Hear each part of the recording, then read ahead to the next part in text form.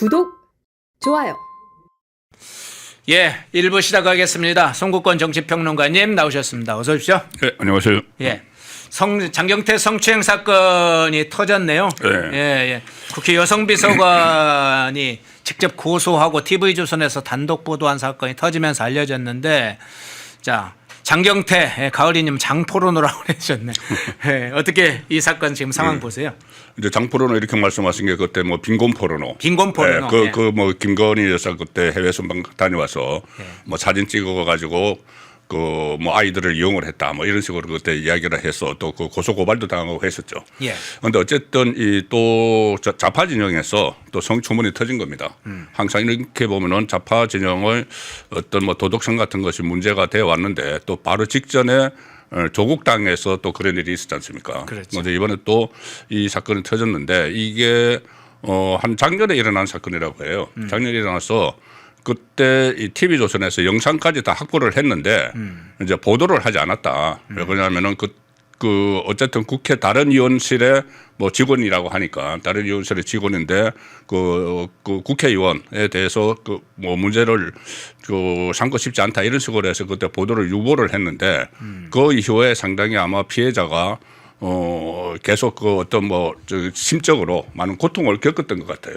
고통을 겪다가 지금 고소를 했고 그 사건이 이제 그 경찰에서 수사에 들어갔고 그리고 정청래 대표도 일단 뭐 윤리감찰단에 조사를 지시를 했으니까 곧 진상이 밝혀지겠죠. 네. 자, 진상 관련된 부분에 추가적인 진상 조사는 이제 아마 시작일 겁니다. 이제 터졌으니까 사건이 시작됐으니까 추가적인 상황의 추가 보도를 통해서 새로운 건이 계속 나와야 될 것 같습니다.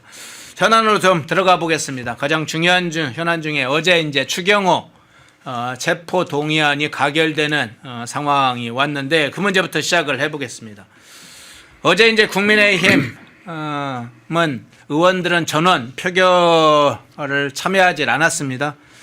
체포 동의안이 발의가 됐을 때 국민의힘 의원은 표결 당시에 퇴장을 해서 제적 의원 180명이 투표에 참여를 했는데 172명이 찬성을 하고 4명이 반대를 하고 2명이 기권을 하고 무효표가 2명이 나왔어요. 추경호 체포 동의안 결과적으로는 민주당 주도로 해서 가결이 됐는데 일단 어떤 차원에서 해석을 하십니까? 이거는 뭐 당초 예상이 됐던 거고 그 구속영장을 조은석 특검에서 발부할 때부터 네. 일종의 지금 로드맵에 따라서 좌파에서 움직이는 거라고 봅니다. 저는 이게 왜냐하면은 일단 국민의힘에서는 다 이제 저는 퇴장을 했지만 민주당에서 그때 정청래도 그렇고 김병기도 그렇고 국민의힘에 대해서 체포동의안이 넘어오면은 따박따박 다 처리해주겠다 이렇게 이야기를 했어요. 따박따박 그렇죠. 네, 다 처리해주겠다고 이야기를 했는데 네. 이게 왜 제가 로드맵이라고 생각을 하느냐 하면은 결국 추경호 전 원내대표에 대해서 아마 그 영장이 기각돼도 기소를 이제 하겠죠. 그건 뭐냐 하면은 정청래가 그동안 해왔던 말을 좀 되새겨 봐야 돼요. 네. 정청래가 계속 위원정당 해산 청구를 하겠다. 그 위원정당으로 해서 해산을 시켜버리겠다. 국민의힘을. 그리고 그전에는 이 시점까지 못 박았어요. 네. 내년 6.3 지방선거 전에라도 국민의힘은 해산될 수 있다. 그리고 뭐 1000번이고 뭐 10,000번이고 다 해산시킬 수 있다. 이런 식으로 계속 이야기를 했잖아요. 네. 그런데 위원정당 법률 해산 심판 청구권자가 법무부 장관입니다. 법무부 장관인데 정성호가 지난번 국정감사에서 민주당 의원이 위원정당 해산 청구를 할 거냐고 물어보니까 뭐라고 했냐면은 내란 특검의 수사 결과를 보고 판단하겠다고 했어요. 그러면 이게 내란 특검에게 일종의 지침을 준 거랑 마찬가지예요. 그래서 국민의힘에 대해서 이렇게 뭐 수사를 뭐 그 압박을 하라는 지침을 준 거랑 마찬가지죠. 그리고 그 직후에 그 조은석 특검이 추경호 전 원내대표에 대해서 구속영장을 청구를 합니다. 그러니까 일련의 움직임이 다 연결이 돼 있는 거죠.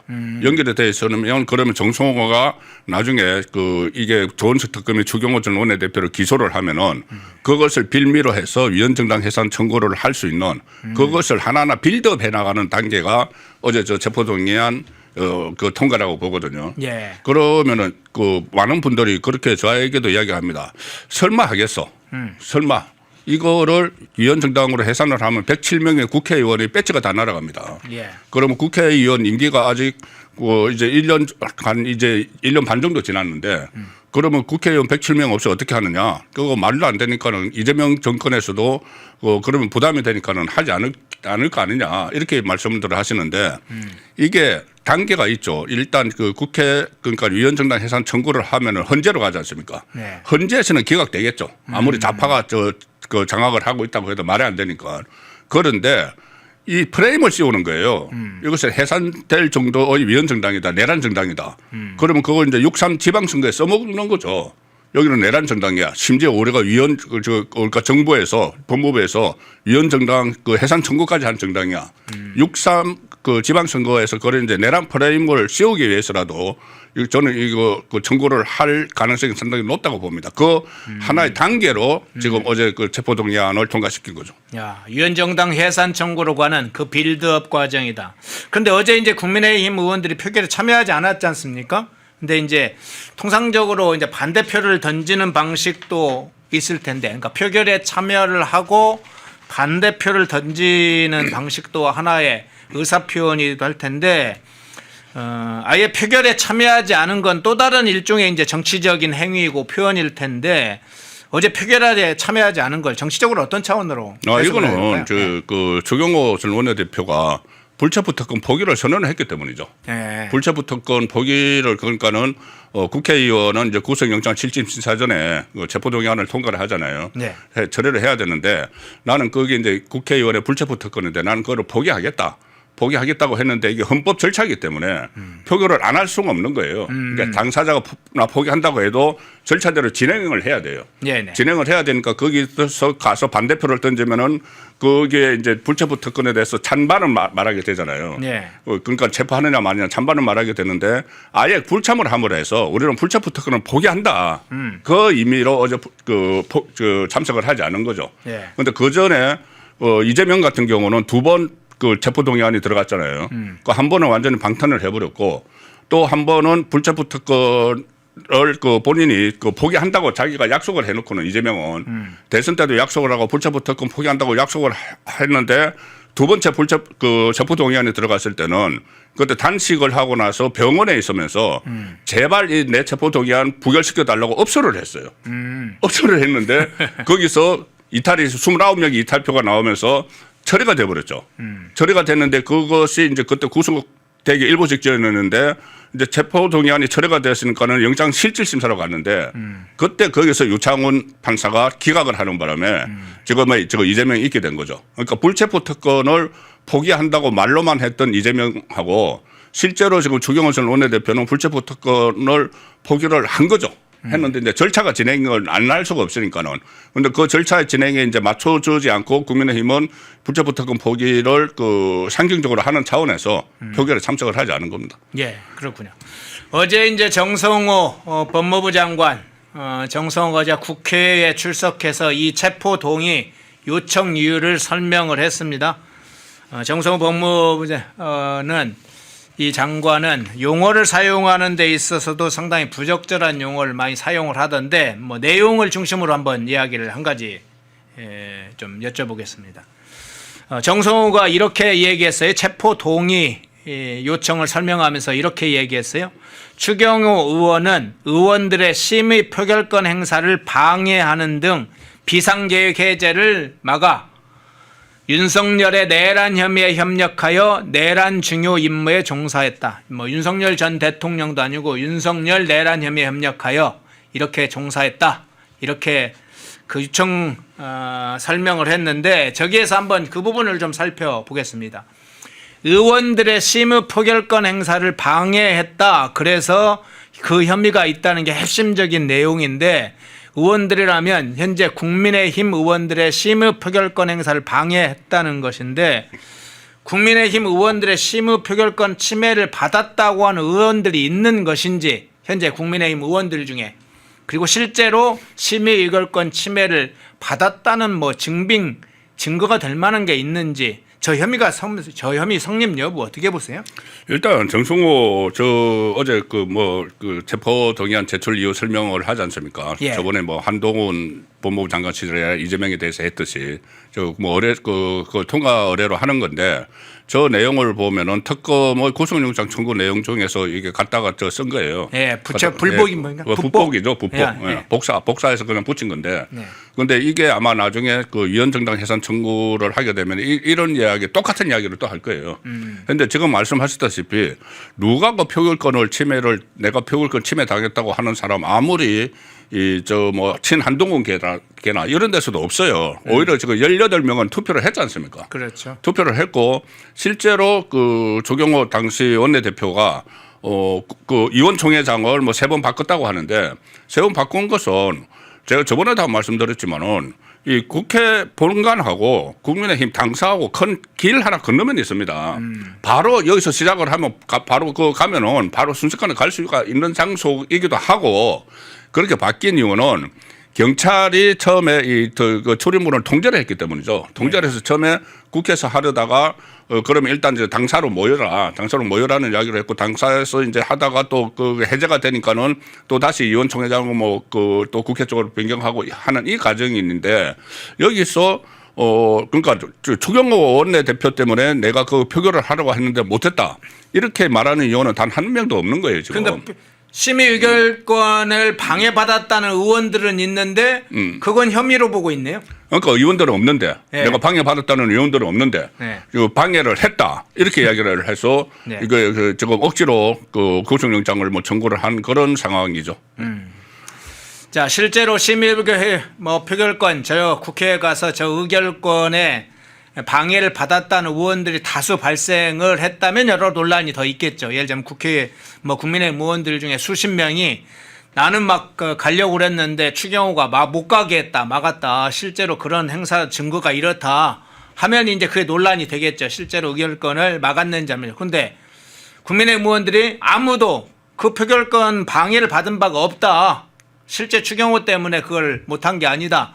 오히려 당시에 경찰들이 그걸 출입을 통제하고 있었기 때문에 발생한 상황이다. 이렇게 다 이야기하고 있는데 그걸 내란 특검이나 지금 정성호는 그런 방해 혐의를 지금 들고 나온 겁니다. 그러니까 일종의 상상의 작품들을 지금 만들고 있는 건데. 그러니까 특검 쪽에서 예.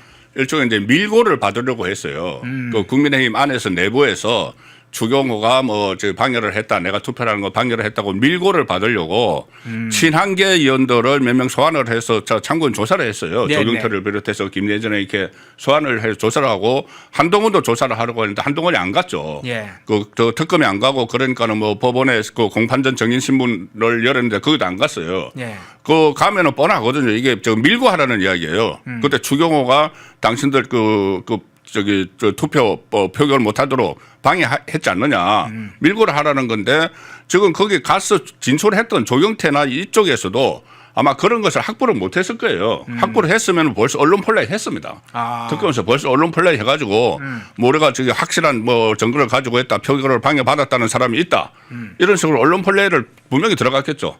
그런데 조경태를 비롯해서 거기 표결에 참여한 사람들도 그 전에 참여하는 때까지 나보고 지금 표결을 하지 말라고 한 게 없기 때문에 이제 그런 그 유의미한 진술을 받아내지 못했던 거죠. 특검에서. 예. 자, 다음 수순이 아주 궁금해집니다. 지금 앞서 말씀드린 것처럼 체포동의안이 이미 가결이 됐기 때문에 다음 수순으로 가면 이제 피의자 신문, 영장 실질 심사라고 그러죠. 이 피의자 신문이 진행이 될 텐데 국회에서 이 체포동의안이 가결된 후에 서울중앙지법에 체포동의서는 이미 전달됐습니다. 접수가 됐어요. 그래서 이제 서울중앙지법에서 이 피의자 신문 영장 실질 심사를 진행을 예정하고 있는데 비상계엄이 있었던 12월 3일을 좀 기점으로 해서 실제로 진행되고 결과가 나올 것이다 이런 얘기도 나오는데 그 부분은 일단 어떻게 보시는지 하고 이 결과에 따라서 미칠 파장이 여러 이제 상황일 텐데 어떻게 보세요? 일단 공교롭죠. 예. 근데 주말이 끼고 하니까는 그 12월 3일이면은 수요일 됩니다. 네. 수요일 날 아니면 화요일 좀 나올 거라는 이야기도 있고 저기 영장 실질 심사가 있는데 어떻게 하든 어쨌든 비상계엄 1년 되는 시점에 이 결과가 나오는데 이 많은 법조인들이 좌파 쪽 법조인들도 이거는 영장이 기각될 가능성이 높다고 봐요. 네. 영장 기각이 일단 뭐 범죄 혐의 뭐 소명 이런 문제인데 범죄 혐의는 조금 전에 말씀드린 대로 어제 저 추경호 그 원내대표가 신청 발언을 한 내용을 보면은 이거는 정말 억지로 지금 끼워 맞추고 있는 것밖에 안 되는 겁니다. 그리고 또 뭐 현직 국회의원이니까 도망 우려도 없잖아요. 도망 우려도 없고 증거 인멸은 이미 특검에서 다 수사를 해서 다 확보를 했기 때문에 인멸할 것도 없다. 이렇게 돼서 아마 기각될 가능성이 상당히 높은데 이 일부에서는 이 기각이 되면은 마치 태세 전환이 될 것처럼 이게 이제 내란몰이가 큰 타격을 받을 것처럼 이렇게 이야기를 하는 분들도 있는데 물론 그런 그 상황도 이게 국민의힘이 어떻게 대처하느냐에 따라서 이걸 태세 전환을 시킬 수도 있죠. 그런데 플랜 B를 준비를 다 하고 있어요. 좌파에서는. 그 상황이 확 바뀔 상황도 있지만 네. 민주당 그런 호락호락하지 결과가 안 않습니다. 나올 것을 대비 민주당도 하고 있다. 그러니까 민주당 영장 기각될 경우도 대비를 하고 있죠. 네. 영장이 이제 발부가 되면요, 거기에서 완전 이제 내란몰이로 막 할 텐데 기각이 될 가능성이 높으니까 거기에 대해서 플랜 B를 다 지금 마련을 하고 있는 것 같아요. 좌파에서는. 네. 뭐냐 하면은 법원을 공격하는 거죠. 사법부를 때린다. 영장 판사를 공격을 하는 거죠. 직위원 그 판사 때리듯이 때리는 그렇죠. 겁니까? 그렇죠. 네. 그래서 지금 가뜩이나 윤석열 전 대통령 1심 선고 앞두고 또 이재명 쪽에서는 재판 재개 그 여론이 막 높아지고 있잖아요. 어차피 지금 법원을 공격을 해야 또다시 2차 공격을 해야 되는데 지금 그동안 좀 뜸했지 않습니까? 뜸하다가 저번에 특검에서 박성재 전 장관하고 영장 기각을 하고 나니까는 또 법원 공격을 불을 붙이기 시작을 했거든요. 그런데 이 추경호 전 원내대표에 대해서 영장 법원이 딱 기각을 하는 순간에 완전히 이제 그 소위 말하는 내란 전담 법원, 내란 특별재판부 이걸 또 그대로 들고 나올 거예요 이제. 지금 군부를 떼고 있거든요. 그리고 특히 저번에 박성재 장관이나 그전에 한덕수 총리에 대해서 영장이 기각이 되면서 불을 살짝 이제 붙였던 그 영장, 그러니까 소위 말하는 내란 특별재판부나 내란 전담재판부를 만들면서 그 안에 영장도 소위 비상경과 관련된 사람들에 대한 영장을 따로 심사하는 그러니까 내란 특별재판부 안에 소위 말하는 내란 특별재판부 안에 영장법원도 같이 집어넣는 영장 판사들도 같이 집어넣어서 그 사건만 이 사건만 비상기업 관련 사건만 영장을 전담하는 그걸 또 지금 같이 추진을 하는 그것을 플랜 B를 다 준비를 하고 있어요.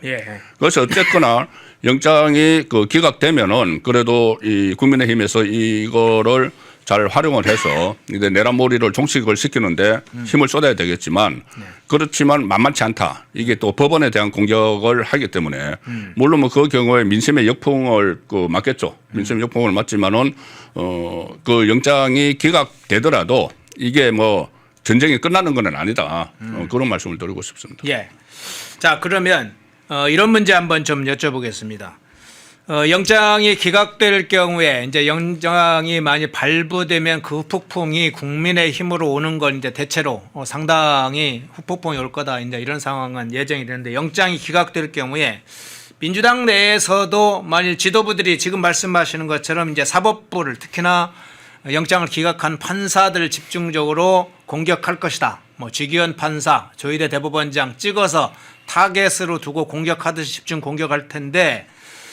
그럴 경우에 민주당 내부에서나 범여권에서 이 사법부를 직접 막 공격하는 특정 판사를 직접 공격하게 되는 상황이 오면 이 건을 가지고 민주당이 지나치게 매몰될 경우에 지방선거를 앞두고 상당히 오히려 소재를 그런 게 넘겨주는 거 아니냐. 오히려 국민의힘 입장에서는 내란 정당에서 벗어나면서 이 사법부 법원을 결정을 그러면 받아들이지 않겠다는 거냐 이런 논쟁이 되는 것에 대한 내부의 우려 이런 것이 충돌할 가능성은 내부에서 없습니까? 어떻게? 그러니까 이제 역풍을 우려하는 쪽도 있겠죠. 예. 민주당 안에서도 뭐 자칫하면 이거 역풍 맞을 수 있다. 지방선거에서 너무 이렇게 법원을 무력화하고 그 전에도 뭐 상권 분립 다 지금 허물었잖아요. 네. 그래서 그게 하나의 큰 지방선거의 핵심 이슈가 되어버릴 수가 있어요. 그러니까 제가 조금 전에 말씀드렸다시피 이렇게 만약에 영장이 기각되더라도 몰아붙일 거니까 몰아붙이면은 이거는 일종의 뭐 벼랑끝 승부가 되는 거죠. 그 좌파 입장에서는 이렇게 몰아붙여서 지지층을 막 끌고 나가서 그 지방선거에서 그 승리를 할 것이냐. 뭐 이렇게 그렇게 해야 된다고 좀 몰아붙이는 강경파가 있을 거고 예. 뭐 그렇게 했다가는 역풍을 맞는다는 이 또 이렇게 뭐 온건파라고 할까 그런 또 부류가 생기겠지만 전체적인 기류는 그대로 밀고 갈 수밖에 없는 것이 이제 지금 이 지방선거도 지방선거지만은 지금 내란몰이라는 걸 이거 계속 해 나가야지 그러니까 그 법원에서 이렇게 제대로 법대로 이제 판단을 한다고 해서 그래서 주춤주춤 하면은 정권이 지금 흔들리는 상황이 되거든요. 그래서 정권이 흔들리면은 이게 뭐냐면은 이 법원에서 일단 법원이 이렇게 법대로 판단을 하는 걸 그대로 놔두면은 결국은 이재명의 그 재판 재개로 이어질 수밖에 없어요. 예. 이재명 재판 재개가 되면은 그거는 정권이 단기간에 끝나버릴 수도 있지 않습니까? 현실적으로. 네네. 선거법 같은 경우에 만약에 재판 재개되면 단기간에 끝납니다.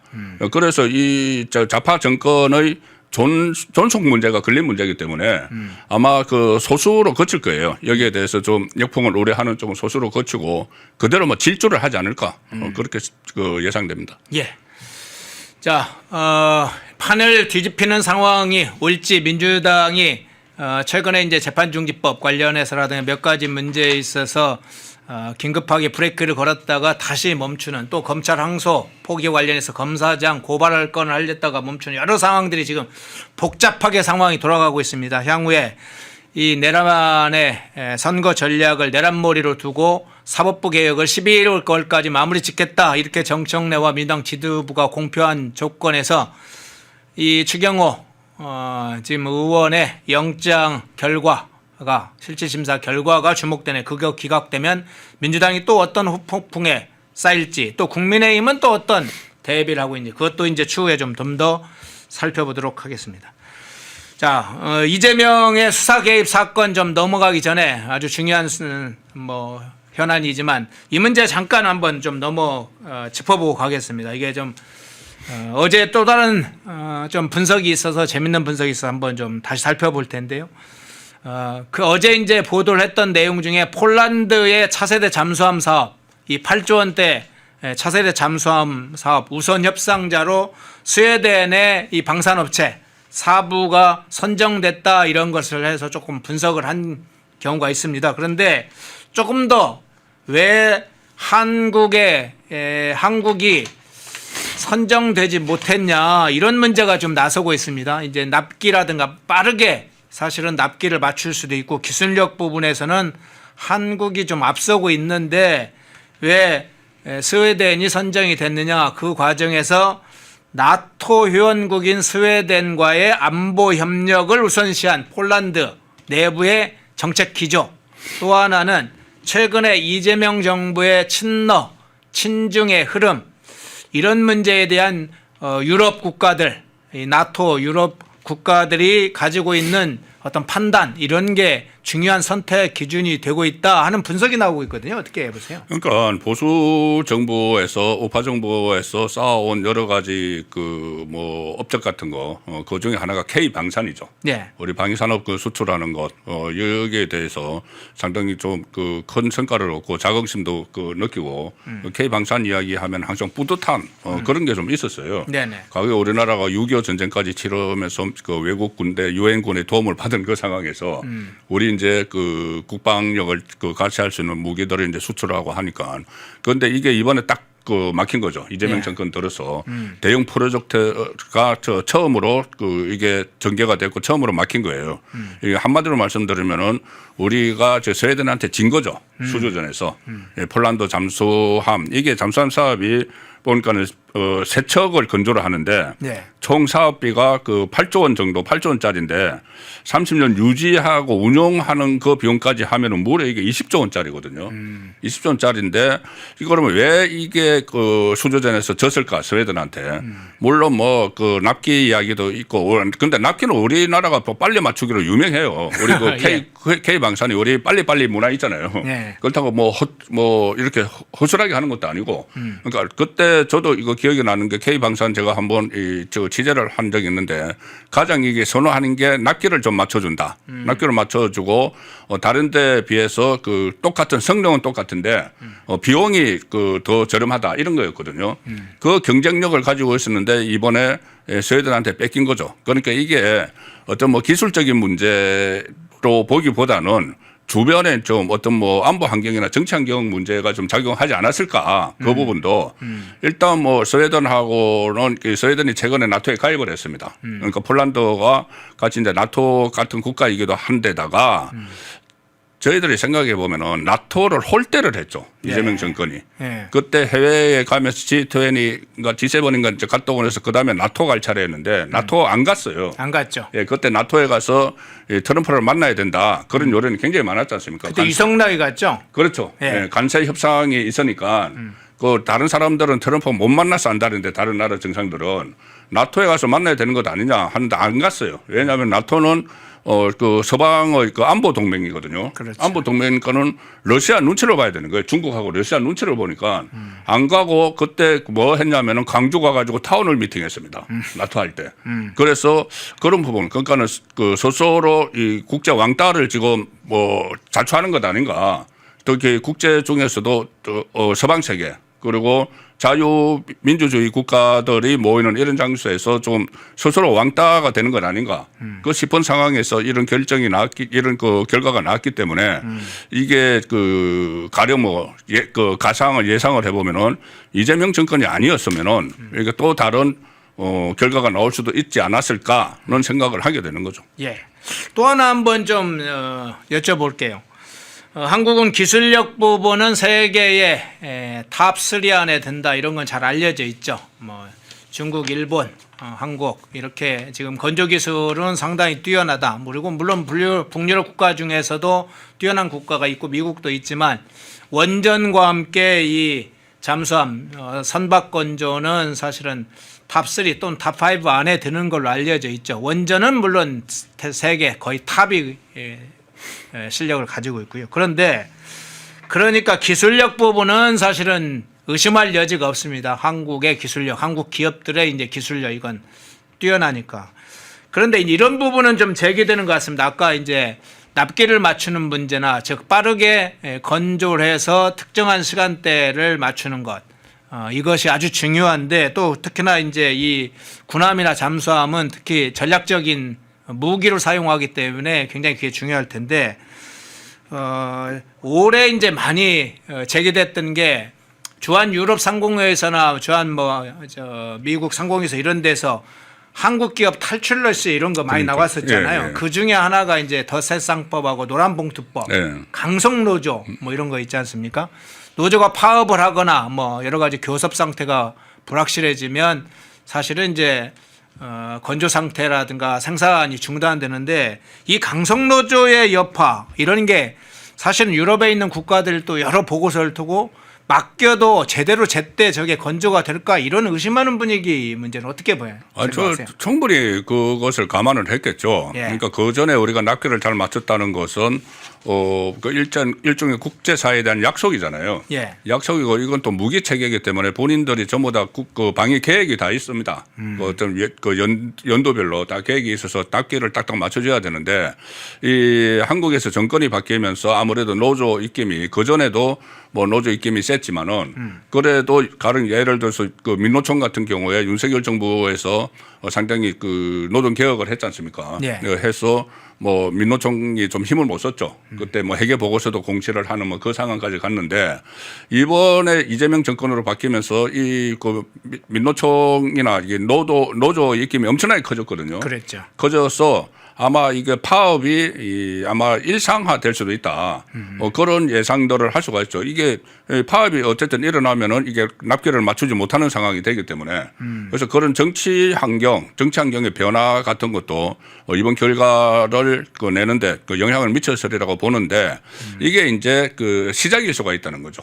가장 걱정되는 것은 또 다른데 뭐 어디 하고 또 수주전이 벌어졌다고 언론에서 봤는데 그쪽에도 다른 그 K 방산 이 수출을 하는 그 수주전에서도 또 지금 폴란드의 사례를 들어서 물론 이제 그 기술적인 측면도 고려를 하겠지만은 이 폴란드가 아마 이 그 한국의 정치 상황 정치 상황까지 또 아니면 노동 그 환경까지 다 고려를 해서 이런 결론을 내렸다고 하면은 그것이 다른 데서도 다른 나라에서도 한국 제품을 수주하는 과정에서 참고가 돼버릴 수가 있죠. 참고가 되면은 이게 연쇄적으로 K방산에 대해서 큰 차질이 뭐 벌어질 가능성 이런 부분도 상당히 좀 우려가 되는 거죠. 예. 윤석열 정부 때의 대외적 어떤 외교 관련 분 중에 굉장한 성과를 냈던 게 사실은 K방산이죠. 특히나 폴란드 이런 과거의 동유럽 국가들이 엄청나게 한국의 무기, 한국의 기술력이 뛰어난 군사 시스템을 굉장히 많이 수주하기도 하고 우리가 수주하기도 하고 또 상호간에 MOU도 맺고 안보동맹도 맺었는데 그런 게 사실 무너지는 이재명 정권 체제에서 더군다나 이재명이 강성노조를 막 키우고 있습니다. 그러다 보니까 더 지금 국가적인 생존, 경쟁력이 더 떨어지는 상황도 좀 살펴봤습니다. 자, 다른 주제로 한번 넘어가 보겠습니다. 국정조사, 특히 대장동 이 항소 포기를 둘러싼 국정조사 이게 아주 중요한 문제로 다시 등장하기 시작했어요. 국민의힘이 전술을 좀 바꿨습니다. 이 검찰의 대장동 항소 포기에 관한 국정조사를 국회 법사위 차원에서 그럼 하자. 민주당이 그간에 이 중립적인 제3지대에서 그냥 별도의 국정조사를 하자고 국민의힘이 주장인데 민주당이 국회 법사위 차원에서 하자고만 했으니까 좋아 너희들이 지금까지 안 받으랬으니까 국민의힘이 그럼 한 발은 물러서겠다. 국회 법사위 차원에서 한번 하자고 제안을 지금 역으로 제안을 한 상황인데 민주당이 약간 딜레마에 빠졌다 이런 소식도 들립니다. 어떻게 보세요? 이거는 이재명이 외국에 있을 때하고 한국에 왔을 때하고 귀국했을 때하고 상황이 변했어요. 예. 이재명 해외에 있을 때는 마치 이제 국정조사를 먼저 민주당이 제안을 했습니다. 네. 민주당이 제안을 했고 그래서 이제 그때 핵심적으로 국민의힘도 하자고 했는데 부딪힌 것이 민주당은 이제 법사위에서 하자. 그 법사위는 추미애가 있고 민주당 추미애가 있고 네. 또 뭐 전현이나 이렇게 강성들이 그 싸움꾼들이 많이 있죠. 네네. 민주당이 많이 있고 거기다가 수적으로 이제 민주당이 우세하니까는 그 법사위 구성이 그러니까 법사위에서 하자는 거고 국민의힘은 그 새로운 특위를 만들자 여야 동sol해서 특위를 만들자고 해서 대치를 하고 있었는데 이게 막판에 이게 그 민주당이 이재명 귀국하는 시점에 맞춰서 발을 빼기 시작을 했어요. 말은 그렇게 했지만은 이게 그 국정조사가 시작이 되면은 이재명 국정조사가 됩니다. 그러네요. 예, 말은 이재명 이게 대장동 관련이니까 이재명 국정조사가 되고 뭐 조사 대상을 뭐를 하더라도 지금 그 특히 민주당이 조사 대상 중에 딱 걸린 게 있어요. 본인들이 이야기한 게 그러니까 그 검찰의 사건 조작. 그러니까 조작 기소를 조사를 하자고 했습니다.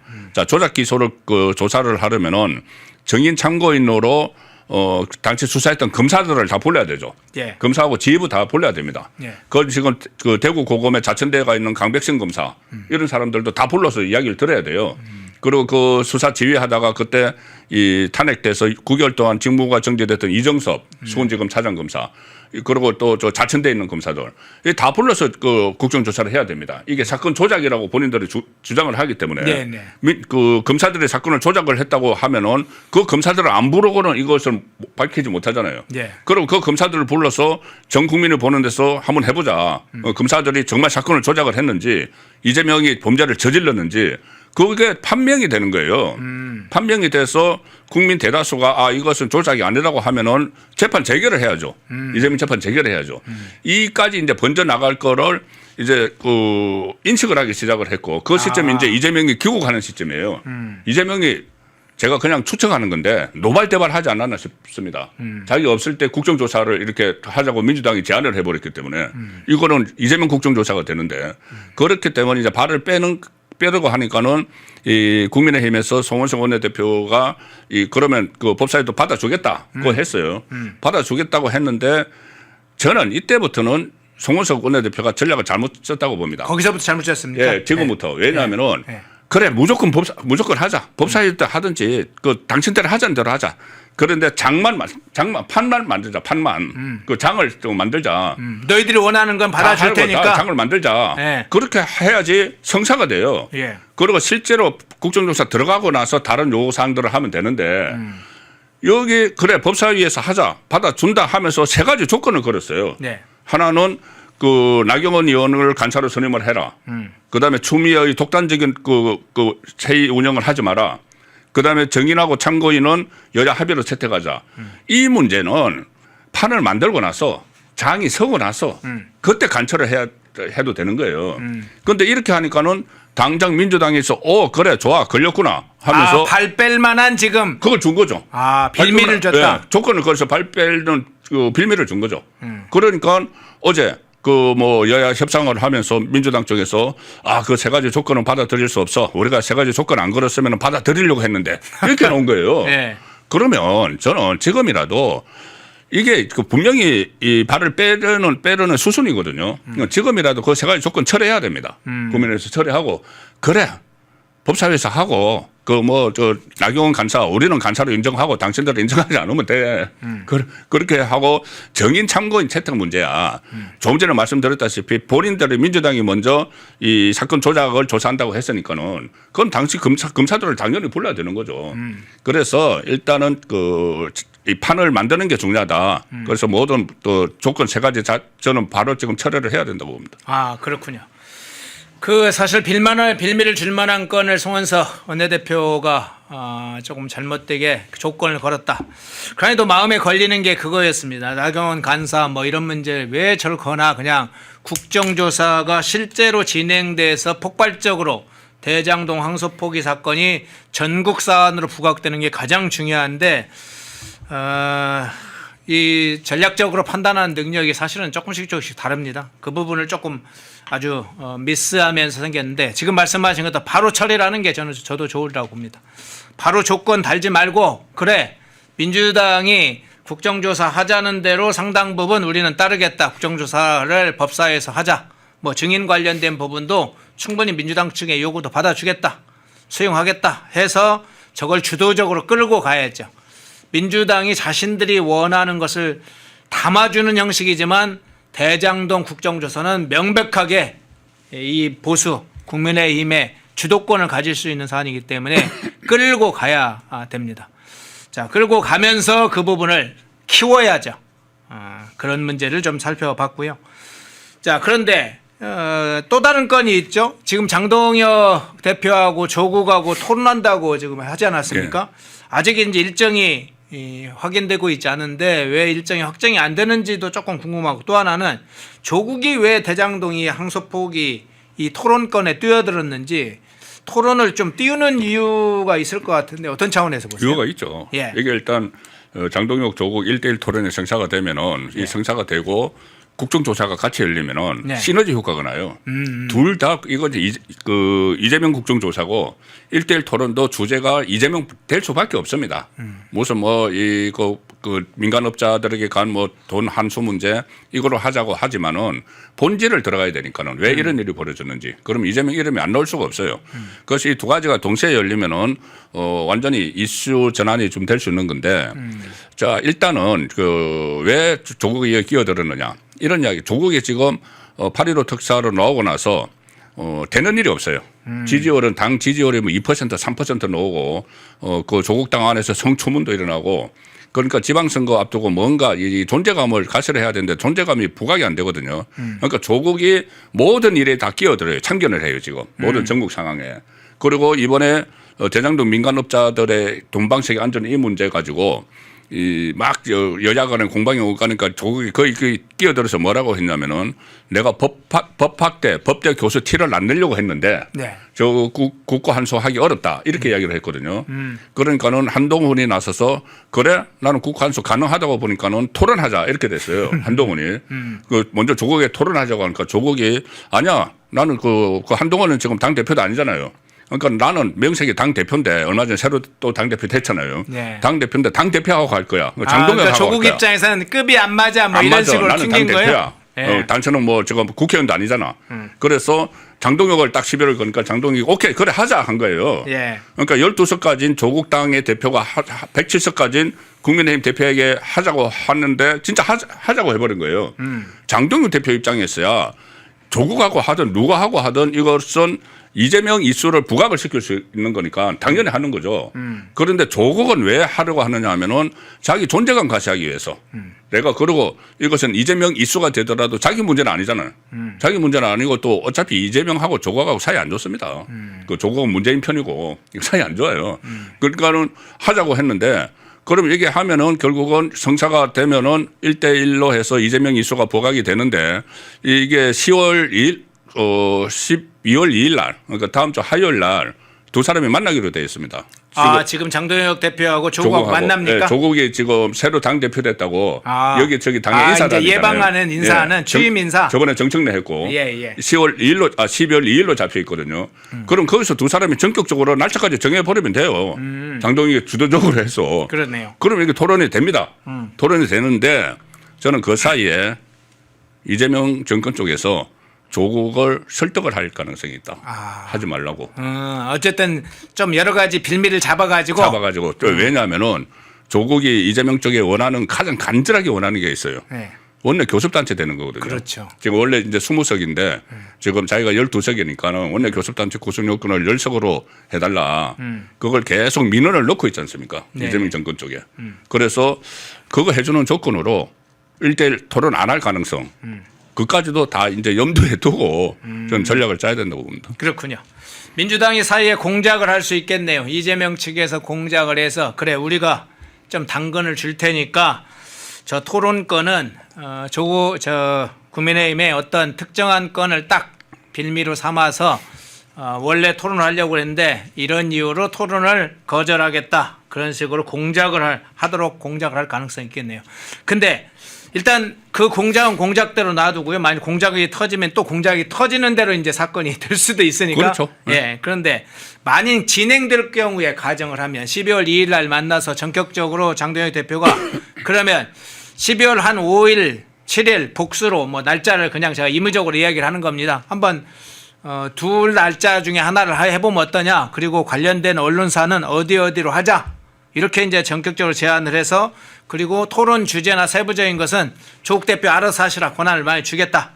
그렇게 이제 한다고 치면 실제로 그래서 토론이 벌어진다면 장동혁 대표는 오랜 기간 동안 판사 생활을 해봤잖아요. 그렇죠. 그러니까 뭐 수사 관련된 거나 재판에 관련된 쟁점 사안이라든가 뭐 재판에 관한 논쟁, 주요 쟁점 이런 걸 많이 다뤄본 이 장동혁 대표하고 그냥 학생들만 가르쳤던 수사가 어떻게 하는지 재판이 어떻게 돌아가는지 전혀 이 모르는 이 더군다나 형법이나 헌법에 대해서 제대로 아는지조차도 의심스러운 이 조국과 만약 토론이 벌어진다면 어떤 상황이 연출될지 어떤 게 쟁점으로 부각될지 어떻게 보세요? 일단 이제 그 실전에 능한 사람하고 네. 뭐 이론만 가지고 있는 사람하고 싸우면은 그 특히 TV 토론이라는 거는 적극적으로 막 돌출을 하잖아요. 변수가. 그렇죠. 예. 그리고 또 그 이게 처음에는 아마 주제를 조국이 이야기했던 듯이 내가 법대 교수 티 안 내려고 했지만 나는 이걸 알아 하는 네. 게 대장동 일당에게 돌아간 수천억 원 돈을 환수하기 어렵다는 거잖아요. 거기서부터 이제 토론이 시작이 되겠죠. 이론적으로 이야기를 하겠죠. 이론적으로 이야기를 하지만은 이게 그러면은 그래 한소 그 하는 것도 하는 거지만 그럼 왜 이 문제가 발생을 했을까? 그러면은 검찰이 왜 항소를 포기를 했을까? 그러면 거기에 대해서 윗선으로 올라가야죠. 검찰 자체로 한 게 아니고 뭐 정성호가 신중히 검토하라고 했다. 3번이나 했다. 그거는 결국은 정성호 뜻이 아니고 용산의 뜻이다. 뭐 이렇게 올라가면은 용산은 또 왜 그렇게 했을까?까지 이제 계속 이제 그 물고 늘어질 수가 있는 거죠. 그러니까 상황을 이렇게 계속 진전을 시킬 수가 있는 거죠. 왜 그렇게 했을까? 김만배가 뭔가 폭로를 할 것이 두려워서 했을까? 아니면 남욱이 지금 이재명에게 유리한 쪽으로 진술을 번복을 하고 있는데 그걸 또 다시 바꾸는 것이 두려워서 그랬을까? 그리고 또 이것과 관련해서 따로 재판을 받고 있잖아요. 이재명 전진상. 여기에 또 좋은 영향을 미치려고 했을까? 이런 부분까지 가다가 보면은 결국은 페이스는 그 장동영 대표가 질 수밖에 없는 거예요. 그리고 거기에 대해서 조국이 거기에 대해서 완전히 자기 이제 정치 생명까지 걸고 이재명 보호를 하려고 그렇게 하지도 않을 거예요. 그 조국 입장에서는. 만약에 이제 성사가 된다면은 그렇기 때문에 이게 성사가 되면은 물론 이제 국민께서 이렇게 TV로 보면서 판단을 하시겠지만은 저는 뭐 그러니까는 그 이론보다는 실전에 능한 장동혁 페이스로 갈 수 있다고 봅니다. 아, 예.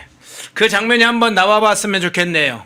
자, 그간에 이제 단독으로 주로 활동했던 조국이 실제로 공개 토론회장에서 상당히 뭐 일종의 좀 격투를 하는 장면처럼 보일 수 있는 그런 장면에서 조국이 어떤 상황을 맞게 될지, 그 현장에서 싸우는 것과 혼자 그냥 기자회견 발표하고 이런 건 완전히 다르죠. 그런 장면이 한번 아주 실무와 이 정치적인 현장에서 싸웠던 장동혁 대표 한번 그 장면 보면 재밌겠네요.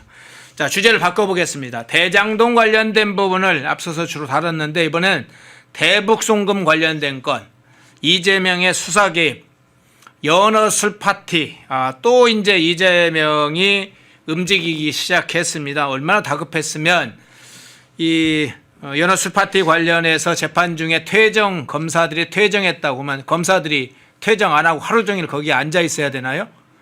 검사들이 당연히 재판부 기피 신청을 하면 퇴정하는 건 일반적인 그런 행위입니다.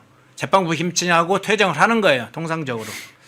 그런데 국가수사본부에 지금 고발을 했던 게 하나가 있고 이재명의 수사 개입 두 가지가 있습니다. 이화영 측에서 지금 이 퇴정한 검사들을 국가수사본부에 고발을 했는데 그 문제부터 한번 먼저 살펴보겠습니다.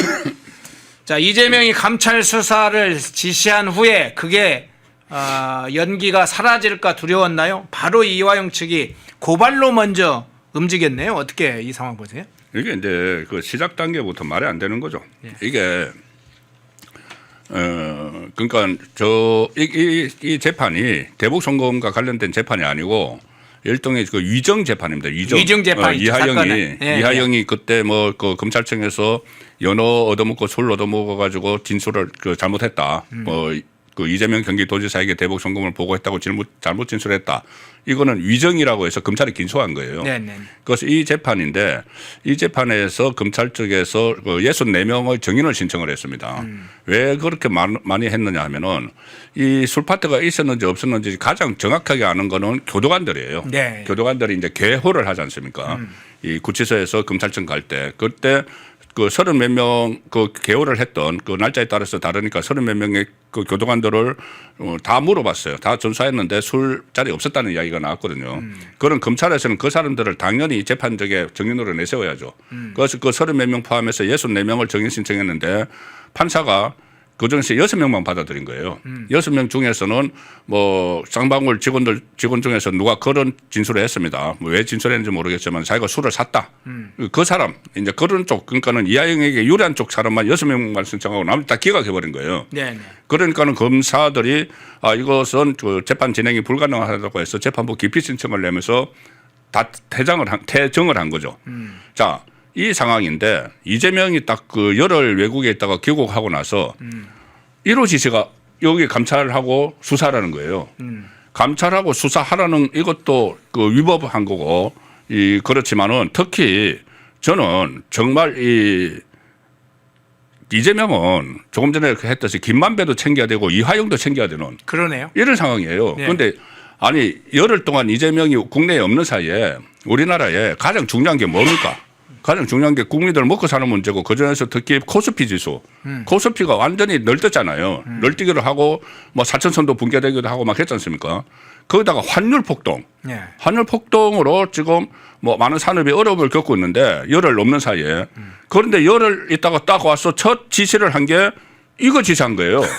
예. 자기가 관련된, 자기 재판과 관련된 이 지시를 했는데 그러니까 또 이하영 쪽에서는 좋아라 하고 그 검사들을 다시 이제 그 국가수사본부 그러니까 경찰에 또 고소를 한 거죠. 그러니까 이게 과연 이 중요한 게 뭔데 정말 중요한 게 뭔데 아니 이재명이 그 열흘 있다가 귀국하고 나서 겨우 손대는 것이 이겁니까? 본인이 공범의 재판에 관여를 하는 거. 그리고 공범 재판에 이렇게 그 대통령이 관여를 하면은 이거 탄핵감이에요. 네. 그 신동국 의원도 어제 그런 말을 했더라고요. 이게 만약에 보수 정권에서 이렇게 했으면은 좌파에서 바로 탄핵한다고 나왔을 거다. 그러니까 이게 지금 위법 이것을 지금 밥 먹듯이 하고 있는 그 상황이고 국정 운영을 하면서 선후 관계를 완전히 거꾸로 해버리는 그런 현상까지 벌어지고 있다고 보는 거죠. 예, 이화영 측에서 먼저 고발을 해서 그 상황 살펴봤고요. 지금 말씀하시다 보니까 이재명이 검찰의 감찰 지시, 퇴정한 검사들을 향한 감찰 지시, 이 수사 지시, 이 문제까지 지금 연달아서 이야기를 했는데 실제로 이 문제가 이제 가장 중요한 문제로 떠올랐네요. 이 감찰 수사, 감찰하고 수사하도록 지시한 건에 관해서 가장 본질적인 문제가 두 가지가 있습니다. 하나는 이화영이 어떻게 진술을 하냐에 따라서 이 이재명이 공범이기 때문에 법적인 책임이 완전히 달라지는 거죠. 그래서 이해충돌 문제가 하나 생기고 또 하나는 특정 사건을 수사나 재판을 직접 개입하는 직권남용 행위가 두 가지가 발생을 하게 되는데 지금 말씀하시는 것처럼 탄핵 문제가 바로 지금 현실의 정치적 의제로 떠올랐네요. 그렇습니다. 그리고 이게 또 정성호 법무부 장관이 네. 자기는 몰랐다는 거예요. 네. 그 지시를 그렇게 그 법무부 안에 검찰국이 있지 않습니까? 네. 검찰들을 소관하는 그런 부처인데 자기도 언론 보도 보고 알았다. 이재명이 지시한 거를 법무부 장관 패싱을 한 거죠.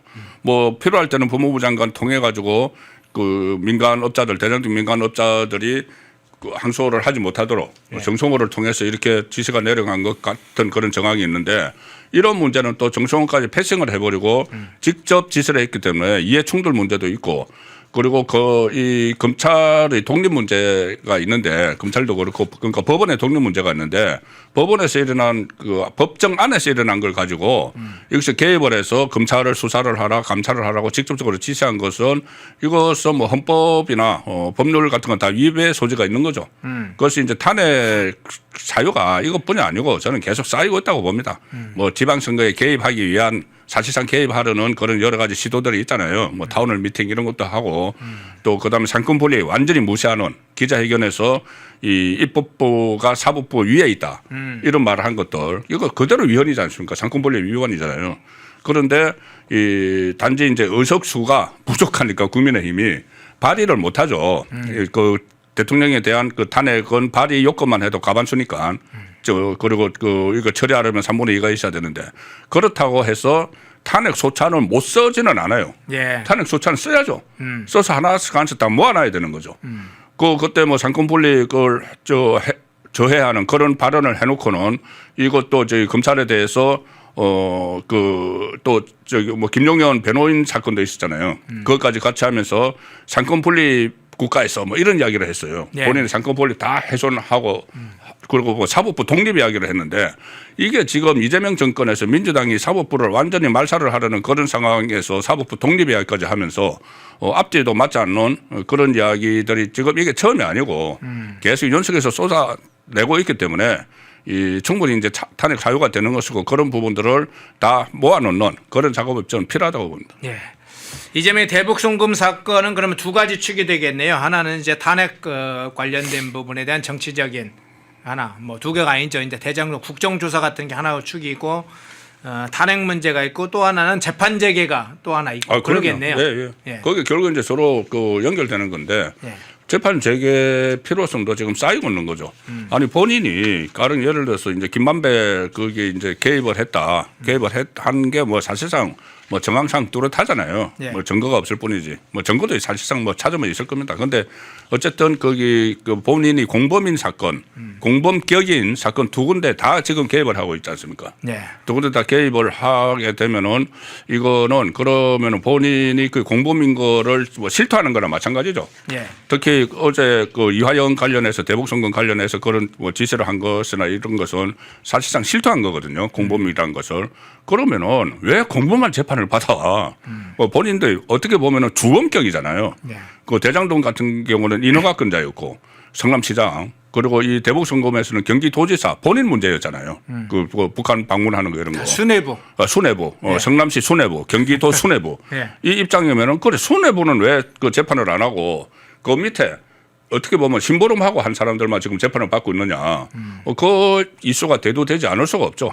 그래서 지금 뭐 이런저런 여러 가지 조사도 페네마이크도 조사를 하고 있지만은 재판 재결을 해야 된다는 그 민심이 지금 확 그 번져 나가고 있으니까 조만간 어떤 상황 변화도 저는 가능하다고 봅니다. 예.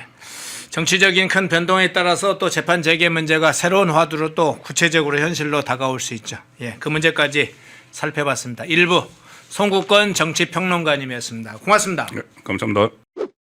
구독, 좋아요. 1부. 자, 이진우 대변인 모셨습니다. 어서 오십시오. 네, 반갑습니다. 이준우입니다. 예. 장경 대표 문제 한번 파격 승부의 장면들을 한번 좀 살펴보죠.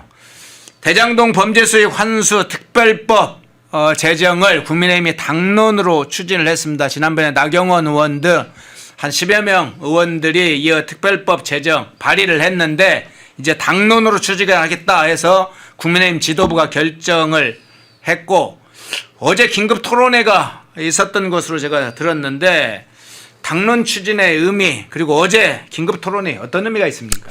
원래는요 범죄 수익 은닉 규제법이라는 게 있습니다. 예. 원래 여기서 다뤄지죠. 범죄 수익이 나면은 은닉한 걸 다 찾아가지고 환수하는 원래 거기서 다 이루어지는데 지금 1심에서 항소를 포기함으로 인해 가지고 환수할 수 있는 근거가 없어져 버렸어요. 예. 그래서 특별법을 만들어서 환수하는 방법밖에 없다. 그 방법이 바로 뭐냐?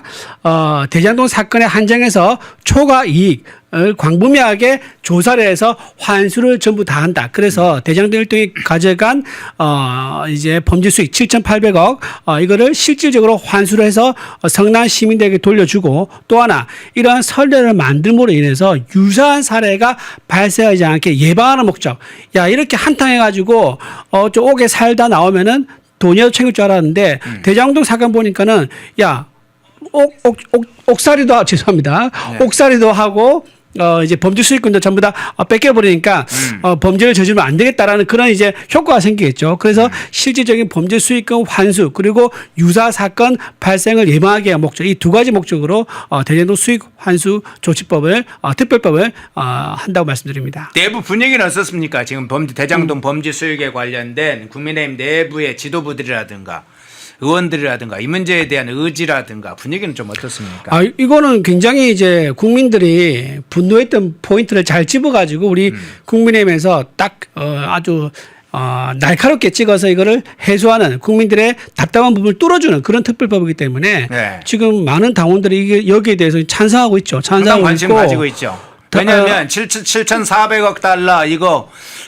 대장동 검찰의 항소 포기로 인해서 이걸 그러면 어떻게 해야 되냐 민사로 해결해야 되냐 성남시에서 그럼 해결할 수 있냐 해봐야 그거 다 환수가 안 될 텐데 이런 사실은 일종의 약간의 뭐 해결책을 찾지 어려운 국면에 약간 빠져드는 게 아닌가 할 때 이 대장동 범죄 수익 이 환수 관련된 특별법이 나왔거든요. 그렇죠. 나경원 의원이 아주 틈새를 잘 찾은 것 같아요. 맞아요. 이 특별법 얘기할 때 제가 며칠 전에 그 특별법을 이제 대표 발의하겠다고 하기 하루 전날 예. 나경원 의원이랑 이제 만나서 얘기를 한 적이 있었어요. 그래서 그래요? 예. 의원님께서 나오니까 이걸 내일 할 거다라고 얘기를 미리 그때 하시더라고요. 그래서 아마도 이제 법조인 출신이다 보니까 이걸 법적으로 해결하는 스킬과 노하우를 가장 잘 아시는 것 같아요. 그래서 특별법 통해서 하는 수밖에 없다. 근데 이런 문제가 또 있을 겁니다. 그런데 지금 민주당 의석수가 많은데 우리가 법안 발의한다 한들 이게 실효성 있느냐라고 생각할 수 있는데 그거는 굉장히 나약한 소리입니다. 왜냐하면은 이렇게 특별법을 내놔야지 민주당에서 겁을 먹습니다. 그리고 우리가 가지고 있는 카드가 있다. 우리가 이제 이렇게 민주당과 함께 부당한 부분에 대해서 끝까지 맞서 싸운다는 결기를 보여줌으로 인해 가지고 민주당이 그 다음에 더 많은 그 다음에 준비한 악법들이 있거든요. 그런 악법들을 더 함부로 발의하지 못하게 발을 묶어두는 그런 효과가 있을 수 있는 거죠. 그래서 그렇죠. 아니 정성호 장관이나 민주당 관련된 의원들도 이 대장동 일당들 관련해서 검찰의 항소 포기가 이루어져서 비난이 솟구칠 때 정성호 장관도 그런 있잖아요. 이거 범죄 환수하겠다. 수익 환수하겠다. 네. 그리고 민주당도 이거 다 환수할 방법이 있다. 환수하겠다 막 했잖아요. 네. 그러니까 말을 이제 어쨌든 던졌지. 뱉어놨으니까 예.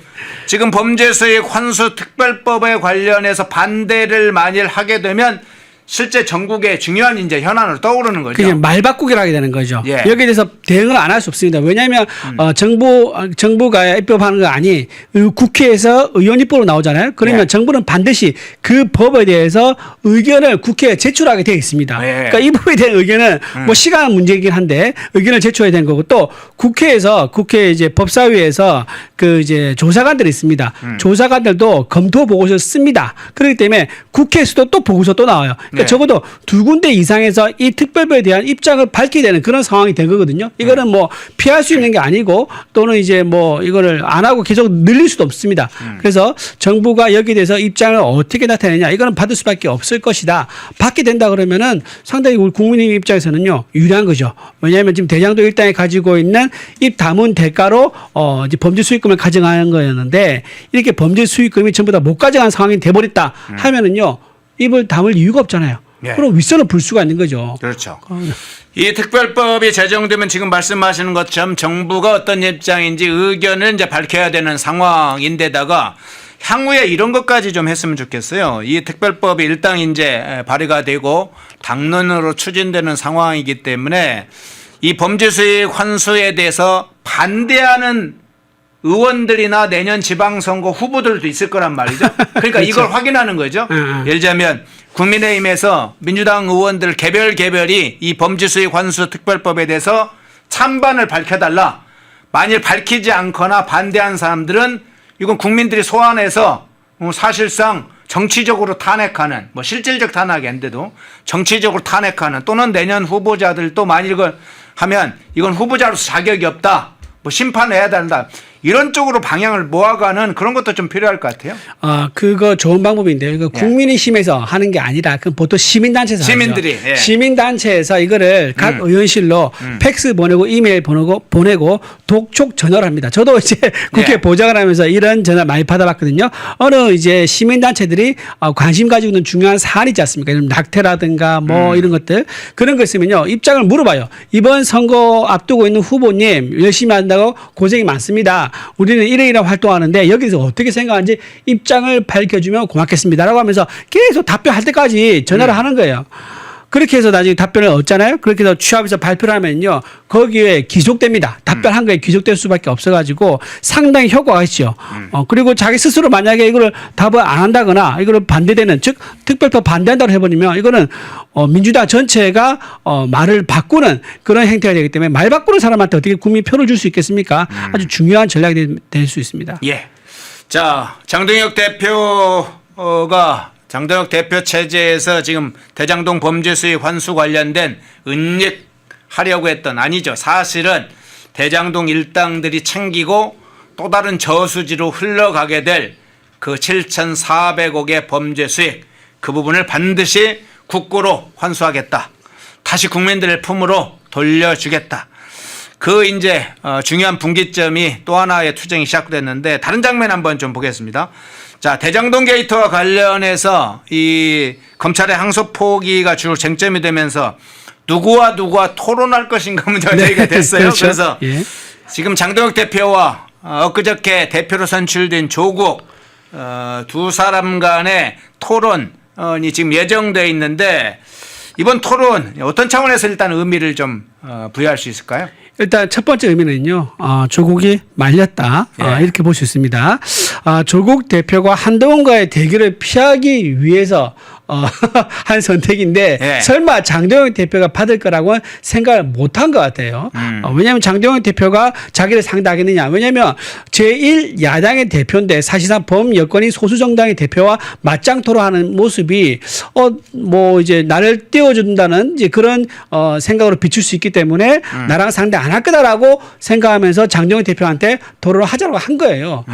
근데 이제 장동혁 대표가 결단을 내렸죠. 하자. 근데 우리 둘이 하지 말고 정청래 당대표랑 같이 하자라고 했습니다. 지금 당황했을 겁니다. 왜냐하면 이 문제가 지금 민주당 입장에서는요, 이 대장동 일당 이 사건이 살짝 넘어가게 항소 포기 상당히 사그라들기를 기대하고 있잖아요. 그렇죠. 그 파도가 잔잔해지길 기다리고 있는데 오히려 이거를 들춰가지고 소환시켜가지고 더 큰 태풍을 만들어 버렸어요. 자, 여기서 나가게 되면 주제는요, 대장동 게이트 관련된 토론회지만 무슨 얘기를 할 수밖에 없습니까? 반드시 이재명 정권의 실정을 얘기할 수밖에 없거든요. 그렇죠. 그럼 이 토론 전체가 대장동 일당의 범죄 그리고 그 대장동 사건의 대장인 이재명 대통령의 실정까지 이어지기 때문에 그 판에 조국이 들어와서 무슨 얘기를 할 수 있습니까? 더구나 조국 대표 같은 경우는 본인이 지금 교수 시절밖에 없지 않습니까? 그리고 교수 시절에 좋은 평가를 못 받아요. 그 옛날에 언론에 보도된 걸 보면요. 조국 대표 어떠느냐 물어봤더니 수업 시간에 계속 시사평론 얘기를 한다는 거예요. 그러니까 교과서에 나와 있는 얘기는 잡주로 하지 않고 예. 시사평론 얘기를 하고 헌법에 대해서 잘 모른다. 그런 얘기를 학생들이 정말 많이 했다 그래요. 이제 그랬던 분인데 나와서 장동혁 대표는 뭐 판사까지 하신 분 아닙니까? 판사하면서 아주 예리하게 사건들을 수사한 검찰의 사건 기록도 보고 변호인의 사건 기록도 보고 아주 예리하게 분석해서 판단했던 노하우와 경험이 아주 많은 사람이에요. 그런 사람하고 교과서도 제대로 가르치지 않는 사람하고 토론을 붙었을 경우에 누가 이기겠습니까? 제가 보기엔 압도적으로 장동혁 대표가 이길 것 같아요. 그러다 보니까 많은 사람들이 관심을 가집니다. 왜냐? 조국 대표가 발리는 거 한번 보고 싶어 하는 사람들이 많을 것 같아. 예. 그런 흥미진진한 포인트가 있어 보인다 말씀드리고 하나 이제 좀 말씀드릴 것은 그러면 정청래 대표가 여기에 참전할 것이냐? 안 하겠죠. 뒤에서 한번 그 다시 그렇죠. 그거 살펴보는 다시 하시겠죠. 예, 예. 우선 그런데 네. 장동혁 대표가 아까 이제 그걸 전격적으로 받았는데 본래는 이제 뭐 한동훈이 조국한테 던지고 조국이 한동훈은 상대하지 않겠다 하고 장동혁 대표를 토론회 대상자로 지정을 했는데 뭐 피하려다가 뭐 그렇죠. 맞는 꼴이라고. 그렇죠. 자, 그런데 역으로 한번 생각을 해보면 조국혁신당의 지지율은 뭐 한 2, 3% 네네. 정도에 불과한 지금 이제 약체 정당이 되긴 했잖아요. 그렇죠. 근데 조국은 뭐 단일 후보이긴 했지만 98.6%로 그냥 당선이 됐어요. 네. 그런데 이 장동혁 대표가 조국 대표 제안을 왜 수용했는지 그 부분도 사실은 포인트예요. 장동혁 대표가 왜 수용했는지 예. 그 주제 자체가 너무 좋잖아요. 우리한테 유리한 운동장이에요. 여기서 대장동 사건에 대해서 우리가 얘기를 하면 할수록 우리는 그 상세한 대장동 일당의 범죄 과정을 더 많은 국민에게 알릴 수 있는 기회가 되죠. 그러니까 엄청난 전국적 이슈를 만들겠다. 그럼요. 그리고 네. 거기서 필연적으로 나올 수밖에 없는 게 이재명 대통령이 여기서 어떤 역할을 했느냐. 그게 판결문 400페이지 나와 있는데 그거를 토론회 1시간 반, 2시간 하는 동안 상세하게 아주 요점만 발췌해가지고 얘기를 한다 그러면 국민들 훨씬 더 쉽게 이해할 수 있지 않겠습니까? 예. 그리고 또 하나 국민들 잘 모르는 것 중 하나는 뭐냐면 그럼 성남시 이재명 수뇌부와 이제 관련됐다 그랬는데 그게 어떤 부분이냐라고 많은 국민들 궁금해하실 거예요. 저는 일부만 좀 말씀드리면은 성남시 도계공이 있습니다. 도시개발공사죠. 예. 거기가 수익금을 얼마 가져갔죠? 1,830억 정도 가져갔습니다. 예. 이게 어떻게 된 거냐? 왜냐하면 민간 개발 같이 해가지고 수익이 나면 나눠 가져야 되거든요. 근데 도계공은 1,800억만 가져갈 수 있고 그 이상 수익 많이 나도 아무리 많이 나도 못 가져가게 만들었단 말이에요. 그거를 설계한 사람은 바로 그 당시 이재명 성남시장이었어요. 이재명 성남시장이 수익금을 가져왔을 때 캡을 씌웠기 때문에 도계공에 못 가져가고 성남시 시민들에게 가져갈 돈이 못 가고 대장동 일당이 대부분 다 가져가야 되는 거죠. 그 얘기를 상세하게 할 수 있을 거고요. 또 하나 이거 개발할 때 민간업자 대표로 누가 원래 나온지 아세요? 이 사업을 맨 처음에 한 사람이 남욱입니다. 남욱이 하다가 본인이 네. 막히는 거야. 왜? 인맥이 없거든요. 근데 김만배는 법조 출입 기자로 인맥이 많습니다. 그러면서 김만배가 이거 뚫는 과정을 보는 거예요. 그러면서 이재명 성남시장이 야 이거 돈 되겠다라고 판단한 것 같습니다. 그래서 어떻게 했느냐.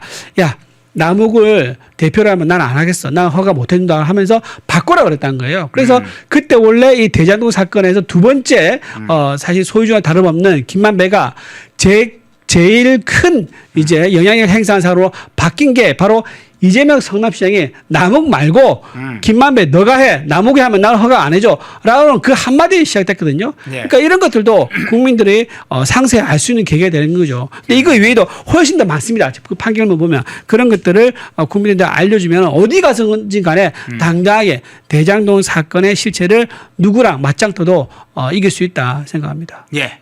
자, 댓글을 한번 볼까요? 혓바닥 애국자님이 저 토론이 제일 불편한 인간이 이재명입니다. 그렇겠지. 그렇겠죠. 이재명은 지금 저 토론이 나오면 날수록 그냥 부글부글 하겠죠. 왜 조국은 저 토론을 하자고 해가지고 저 모양인지 막 그러겠죠. 대통령이 보면서 실시간으로 보면서 예. 아마 그 지령 보낼지도 모릅니다. 그래. 야야 저거는 아니야 저 부인해. 야야 그래? 저거 이렇게 답변해 이러면서 지령을 해요? 예 그렇게 될 수도 있죠. 예, 실시간으로 그렇게 실시간으로 뭘 보면서. 꽂고 해야 되겠네요. 그렇죠. 경호원처럼. 예. 바람과 럽킨님이 토론에 대해서 응원해 주시면서 장동혁 대 조국의 그 상황까지 좀 짚어주셨네요.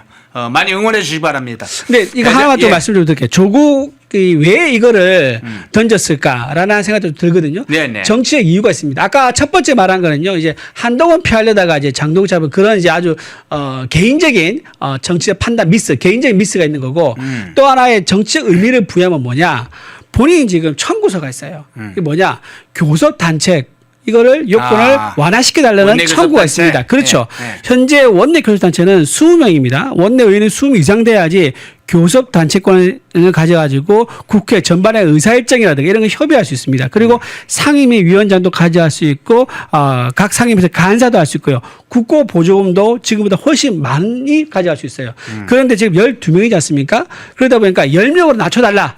그 얘기를 하고 싶은 거예요. 근데 그거 안 들어주니까 민주당이 사실 들어줄 이유가 없죠. 조국 혁신당에서 후보를 낸다 그러면 어디에 내겠습니까? 주로 수도권이나 호남에 낸단 말이에요. 그러니까 자기들 표를 잠식할 경쟁자 아닙니까? 그러니까 그런 요구를 들어줄 이유가 없는데 조국 이제 대표 입장에서는 그렇다 그러면 내가 대전도 사건을 다시 소환시켜 가지고 너네 입장 어렵게 만들겠다. 그러니까 내가 이렇게 너네들 방해하기 전에 우리 그 교섭단체 요건을 낮춰가지고 조국 혁신단도 원내 교섭단체가 될 수 있도록 해줘라는 청구서를 내미는 의미도 있다고 봅니다. 예. 자, 정청래 문제 한번 연관해서 이야기해 보겠습니다. 앞서 이야기를 하시다가 이제 제가 뒤에서 다시 이야기하자고 했으니까요. 네네. 자, 장동혁 대표가 조국 토론 제안에서 조국은 받고 더블 하나를 더했죠. 정청래도 토론에 참여하도록 제안한다. 참여할 것을 제안한다.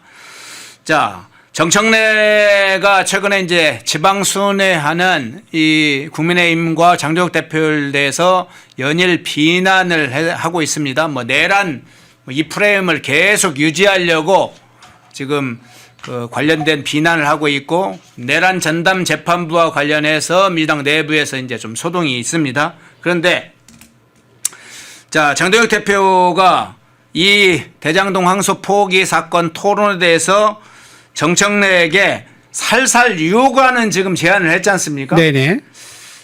이 3자 토론은 가능할지, 정청래까지 참여하는 3자 토론 가능할지, 구도나 가능성 어떻게 보세요? 일단 가능성은 높지도 않다. 네. 정청래 당대표가 이 판을 깔아서 참전을 해가지고 더 힘을 실어줄 이유가 뭐가 있겠습니까? 네. 정청래 당대표가 참전을 하게 되면은 이거는 그날 모든 방송국에서 아마 생중계할 가능성이 좀 높아요. 종편도 그렇고 지상파도 아마 이거를 물려서 생중계하지 않을까. 그리고 그 토론회 하면서 해설 방송도 아마 할 정도로 전 국민의 시선을 모을 겁니다. 거기에 정청래 대표가 왜 힘을 실어주겠습니까? 그리고 또 하나, 두 번째 이것도 있습니다. 본인이 사실 이 주제에서는 토론에 자신이 없을 거예요. 그러니까 본인이 이제 어떤 사건에 형사 사건에 대해서는 장동혁 대표를 이길 수 있는 재간이 없습니다.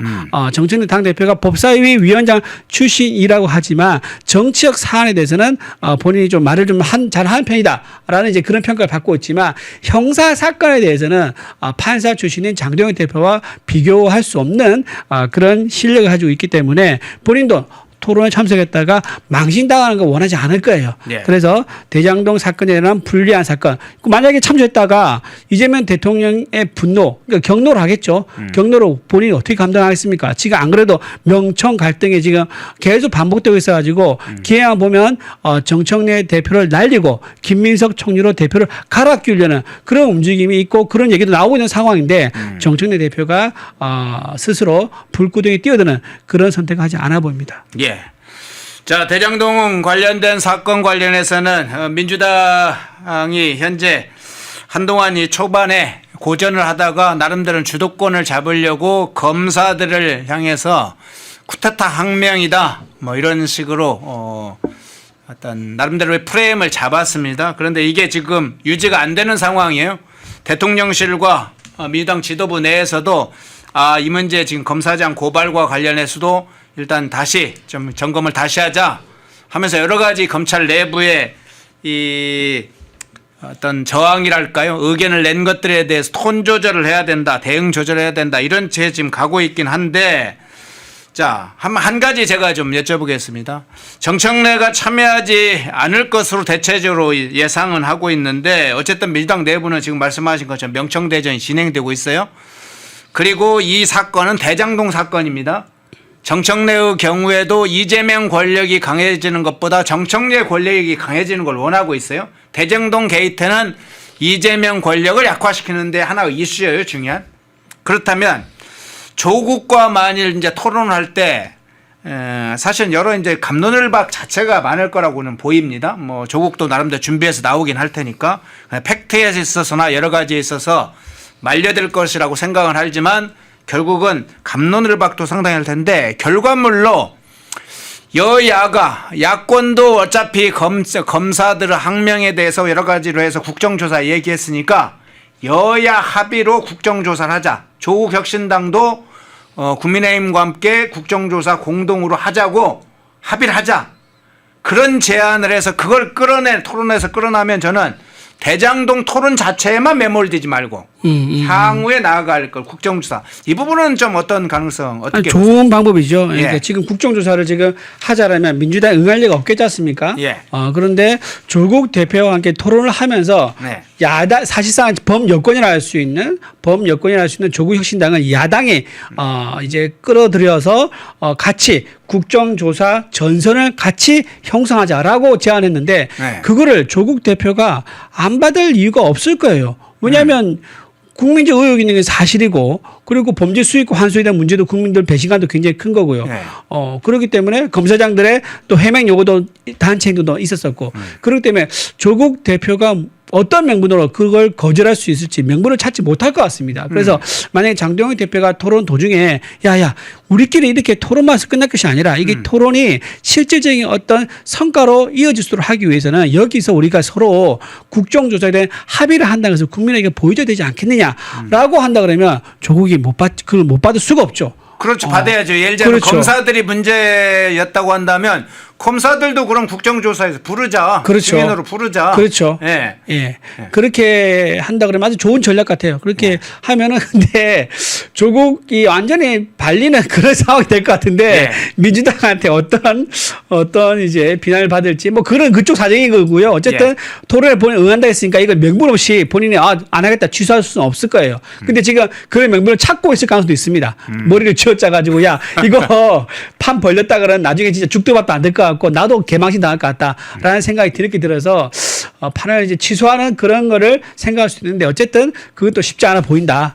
빠져나야 한번 이제 이야기를 자기가 해놨으니까 그렇죠. 빠져나기 쉽지 않겠죠. 만일 토론을 하지 않으려고 그러면 그 명분을 찾아야 될 텐데 그 상황이 쉽지는 않을 것 같습니다. 어쨌든 그런 부분에 대한 정밀한 준비를 통해서 토론이 토론으로 끝나지 않고 오히려 전국을 강타하는 그런 중요한 기회가 되기를 준비를 좀 해봤으면 좋겠습니다. 자, 조국 얘기가 나온 김에 조국 얘기 잠깐 좀 다루고 가죠. 뭐 조국 얘기가 우리 전국 이슈에서 핵심 이슈냐 뭐 하는 분들도 있는데 어쨌든 이제 조국이 정치권에 한 발을 들여놨으니까 조국 문제 더군다나 조국혁신당의 대표가 됐어요. 그러니까 좀 잠깐 다뤄보겠습니다. 조국이 이제 당대표로 선출되고 난 후에 연설에서 이런 얘기했습니다. 토지 공개념과 보유세 인상 도입을 하겠다 이렇게 공개적으로 밝혔는데 조국이 부동산 문제를 어떻게 보는지 그의 발언을 보면 알 수 있는데 그의 발언을 잠깐 소개하고 질문 좀 드릴게요. 이렇게 얘기했어요. 지금 부동산 시장은 다주택자의 이기심, 투기꾼의 탐욕, 정당과 국회의원의 선거 득표 전략, 민간 기업의 이해득실이 얽힌 복마전이다. 이러면서 토지 공개념은 부동산 공화국, 강남 불패 신화를 해체하기 위한 근본적 처방이라 이렇게 밝혔어요. 그러니까 부동산 자체가 투기꾼들이 막 움직이고 이 다주택 여러 채를 가지고 있는 사람들의 그런 이기심을 부정적으로 굉장히 보는 겁니다. 이 탐욕이 얽혀 있는 거기 때문에 이 토지 공개념 해법으로 이걸 해결해야 된다 이렇게 지금 입장을 밝혔는데 어떤 차원으로 해석하십니까? 참, 뭐 여러분 많이 보셨겠지만 지금 조국 대표가 정경심 씨한테 보낸 문자 유명한 문자가 있지 않습니까? 정경심 씨 핸드폰에 정경심 핸드폰에 그 누군가의 그 투자를 권유하는 상대방에게다가 보낸 문자가 있어요. 그 문자 내용 아주 유명합니다. 자기 꿈은 강남에 빌딩 짓는 거다라고 얘기한 게 있어요. 자, 자 강남 그 인간의 가장 기본적인 욕망 중에 하나가 경제적 안정 아닙니까? 네. 경제적 안정을 넘어서 너무 강남에만 몰리다 보니까 이게 경제적 안정이 아닌 오히려 경제를 해치는 그런 이제 투기 자본까지 너무 창궐하게 만든다라고 해서 이거를 규제하기 위해서 들어온 게 토지 공개념 제도인데 이 토지 공개념이라는 것은 지금 조국 대표가 말하는 토지 공개념과 과거에 이제 1987년 개헌 헌법 때 만들어진 토지 공개념이 완전히 다릅니다. 그게 뭐냐면은 우리나라 제헌 헌법에는요 농민들에게 토지를 분배한다라고 되어 있습니다. 이거 뭐냐면 사유재산이라는 근본적인 개념을 제헌헌법에 처음으로 심은 거예요. 이건 누구도 이거는 함부로 가져갈 수 없고 함부로 훔치거나 빼앗을 수 없다라는 기본 개념을 박은 건데 이게 87년에 바뀌어요. 왜냐하면 너무 부동산 투기에 심해지니까 이렇게 얘기합니다. 토지는 개인의 재산인 거는 맞지만 공공의 이익을 위해 제한이 가능하다라는 기본 개념이 1987년 개헌 헌법 제122조에 신설돼요. 자, 이렇게 해서 들어온 건데 이 개정 이제 그 헌법에 나와 있는 토지 공개념 개념을 조국은 완전히 다르게 얘기합니다. 이게 뭐냐면은 국가가 임의로 개인의 사유재산에 대해서 처분하거나 또는 처분을 못하게 하거나 이런 거를 할 수 있다는 굉장히 사회주의적인 발상으로서 이거를 얘기를 한 거예요. 그래서 이거는 여러분들 뭐 일부 민주당 의원들이 얘기합니다. 뭐 그 옛날에 뭐 노태우 때 얘기했다 뭐 얘기하는데 그 말에 속으면 안 됩니다. 그 토지 공개념과 지금 조국 대표가 말하고 있는 토지 공개념은 완전히 다르다. 그리고 그거는 이제 아주 제한적으로 이제 토지 공개념을 얘기한 거고 조국 대표가 말한 것은 아주 적극적인 토지 공개념. 국가가 토지를 강탈하거나 또는 배분하거나 그러니까 다 모아서 나눠주거나 이런 것들을 할 수 있다는 것을 전제하고 있는 거기 때문에 네. 이거는 아주 반 이제 시장주의적인 그런 제도를 할 수 있는 거고. 또 그리고 아까 말씀드린 것처럼 내로남불 위선 있지 않습니까? 부인은 강남 빌딩 가지는 게 자기 꿈이라고 하면서 거기에 맞춰가지고 어떻게 했습니까? 조국 대표도 돈을 계좌이체 해줬지 않습니까? 청와대 근처에서 ATM기로 해서 뭐 3천만 원인가 정경심한테 보내는 것도 이것도 나중에 논란이 됐지 않습니까? 자, 그랬었고 또 무슨 얘기했냐면은 토지 공개념 말고 또 하나 더 얘기한 게 있는데 네. 뭐 행정수도 얘기하십니까? 아니면- 아니 행정수도 말고 예, 보유세. 보유세야, 보유세. 예. 보유세 얘기도 있습니다. 그래. 보유세를 뭐라고 이제 얘기했냐면은 본인이 또 이것도 문제 또 나와요. 그러니까 이게 조수라 다무스라고 얘기하는데 본인이 과거에 했던 것들 전부 다 본인 발목을 지금 다 잡고 있는 거예요. 뭐냐. 그 경남에 무슨 아파트가 있는가 봐요. 그래서 문재인 정부 때 민정수석을 할 때 그때 보유세가 논의된 걸 옆에서 이제 보고 듣고 하지 않습니까?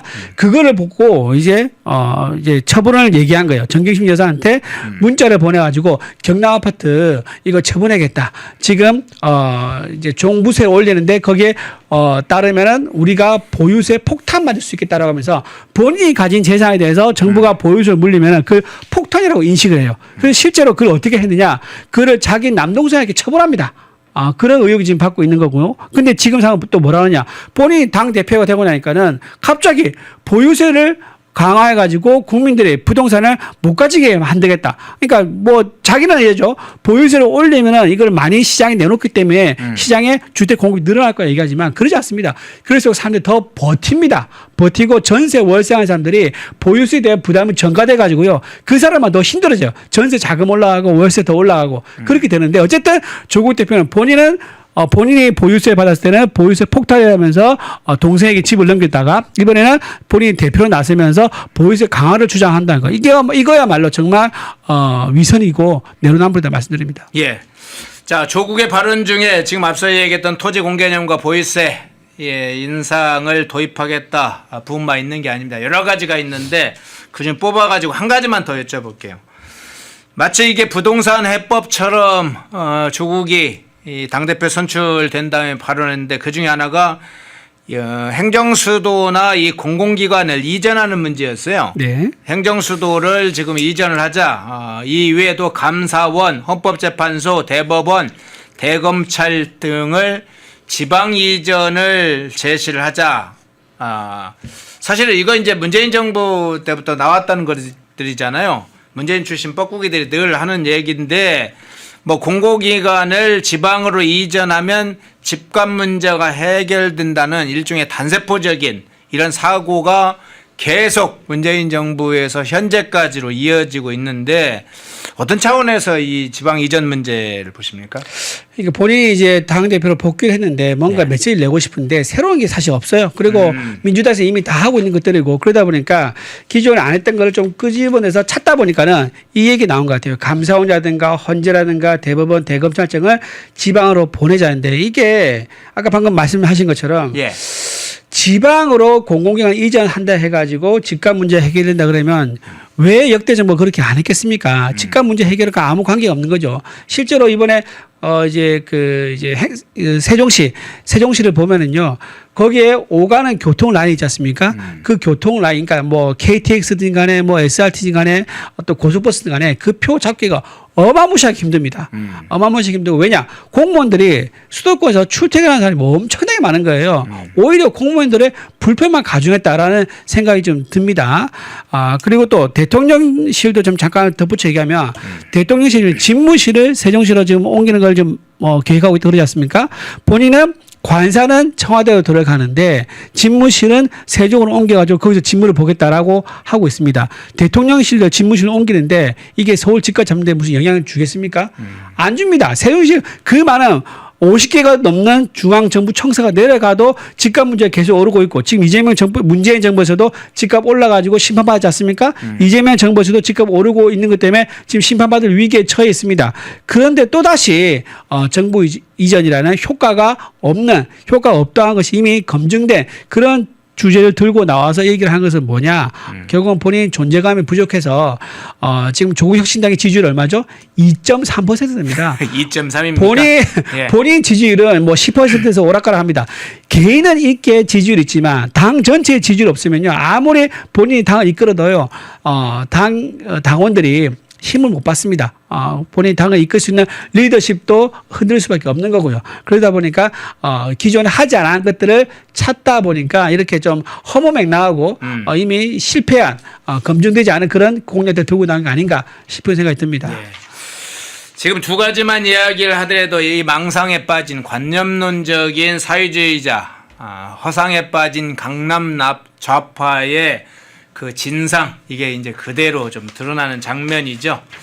뭐 토지 공개념 이야기하면 그냥 망상주의자라고 봐야죠.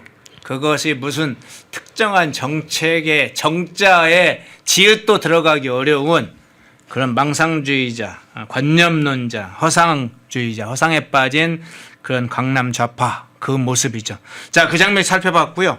자, 주제가 좀 많아서 다음 주제로 한번 넘어가 볼게요. 먼저 코스피 환율 문제. 오늘 환율 관련해서는 조금 더 이야기를 해야 될 것 같은데 코스피 환율 묶어서 먼저 좀 한번 여쭤볼게요. 지난주에 이제 검은 금요일이라고 블랙 프라이데이. 네, 블랙 프라이데이 이어서 어제 코스피 지수도 3,846선에서 마무리가 됐는데 자, 또 재현이 계속 될지 블랙의 이 재현이 될지 이게 상당히 우려스러운데 환율은 더 심합니다. 환율은 1476.2를 선으로 이렇게 마무리가 돼서 이제 딱 1500선의 문턱에 딱 발을 걸칠라 말라 지금 이런 상황이에요.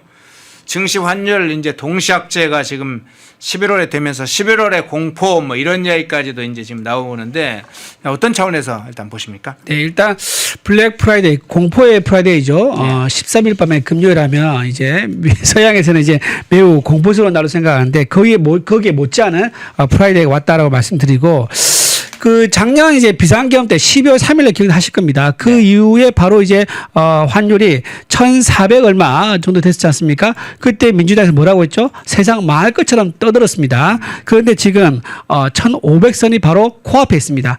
그런데 민주당에서는 지금 입을 다물고 아무 얘기도 하고 있지 않습니다. 이 무슨 위선적인 모습입니까?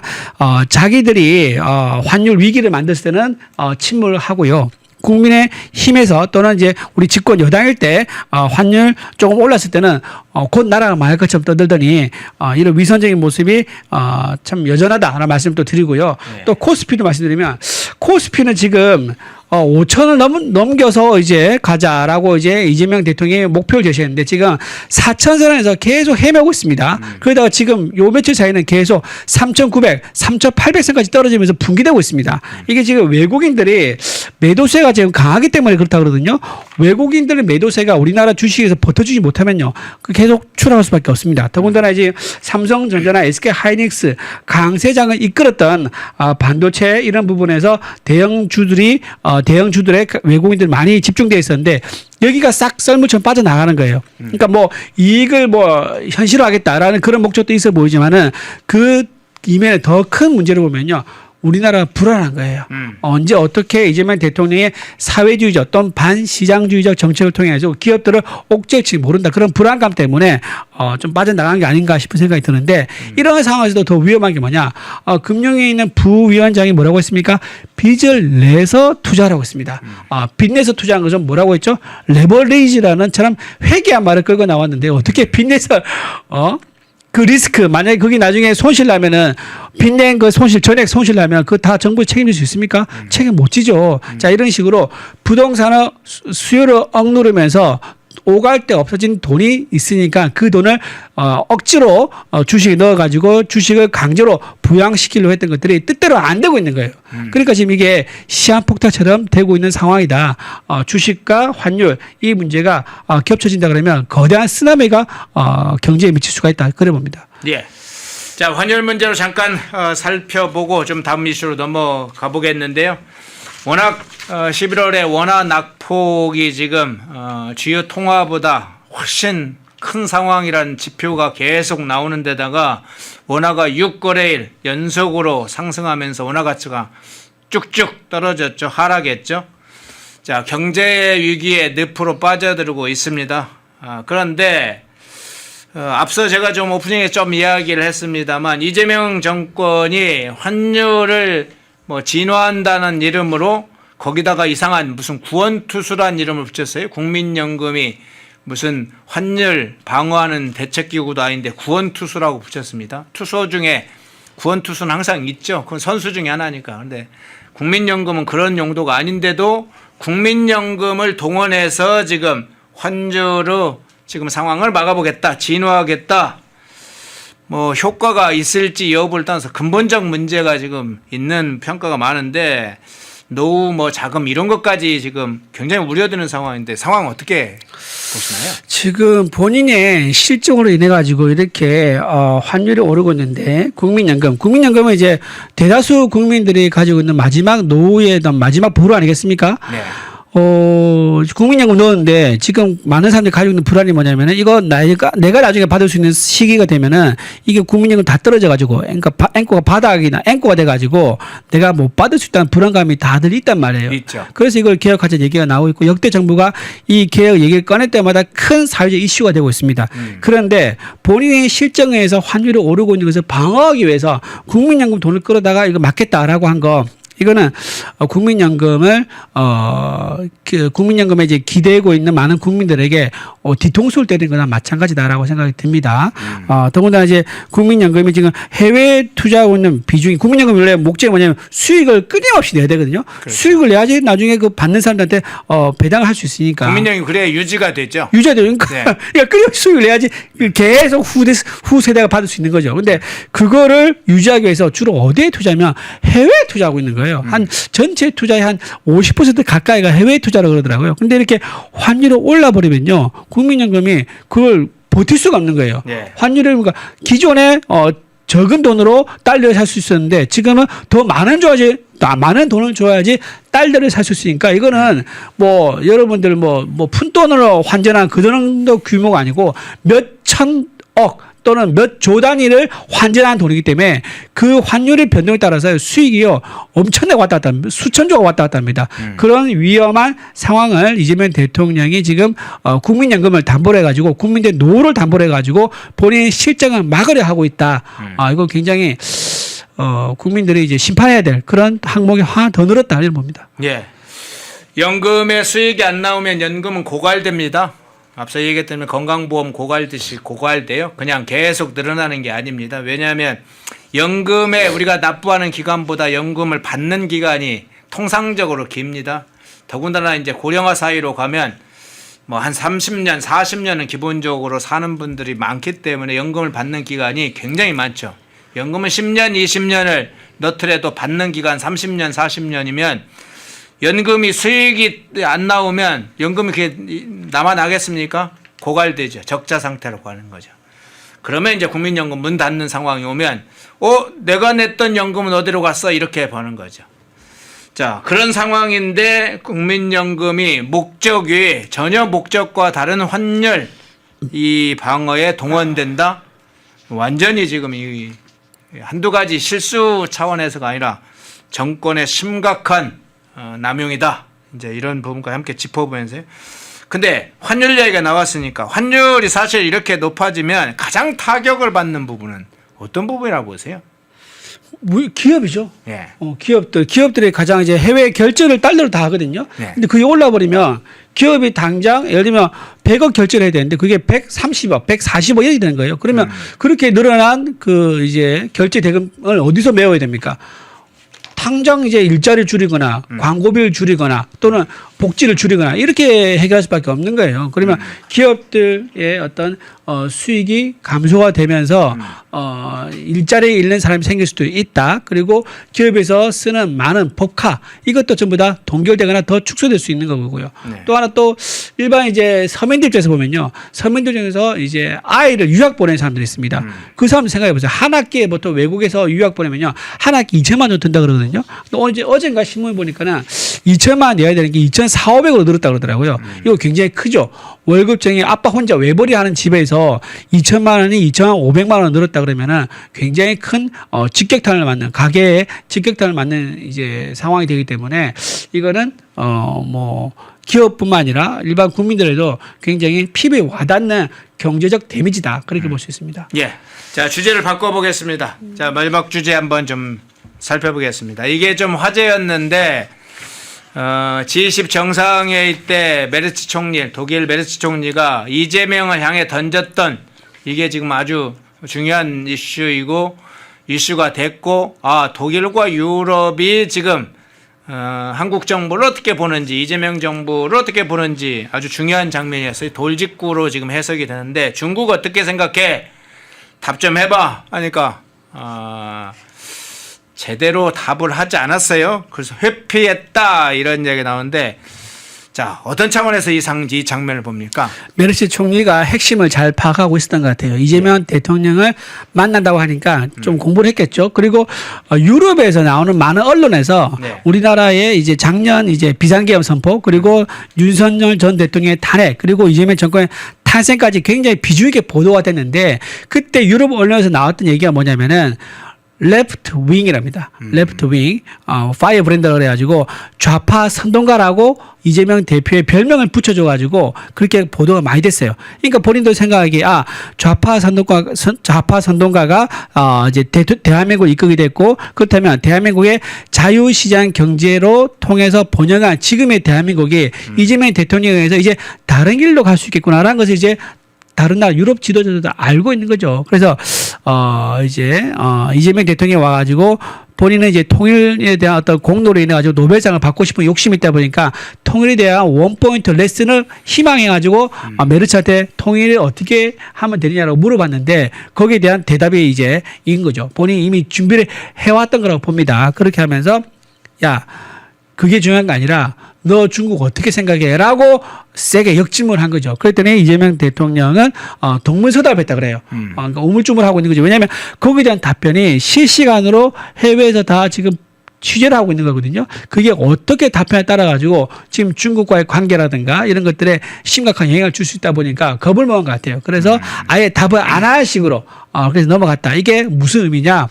역시 이재명 대통령은 친중 정권이다라는 것을 보여준 거죠. 이게 만약에 친중 정권이 아니고 자유진영의 정권이다. 뭐 유럽과 미국과 손을 잡고 가는 자유진영의 정권이다 그러면 그건 당당히 얘기할 수 있죠. 근데 그러지 않고 중국 눈치를 보고 있고 시진핑도 이 방송을 볼 거라는 것을 본인도 의식을 한 것 같아요.